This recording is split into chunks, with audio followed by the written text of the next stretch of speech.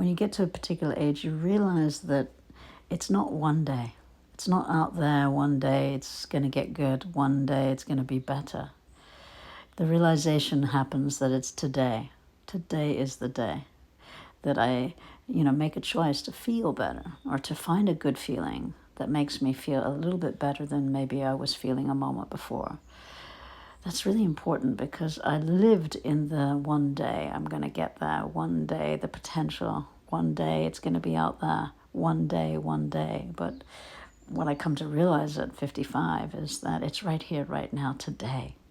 And this is so important because even though we are striving to go for what we want and we have an intention to go for what we want, we have to remember that today is the day that's important to feel good. Or today is the day it's important to take care of yourself and make yourself a priority. That today is the day it's important to take space and time just to enjoy, to laugh, to celebrate, or to bring a little sparkle into your life today, not one day, not out there, today.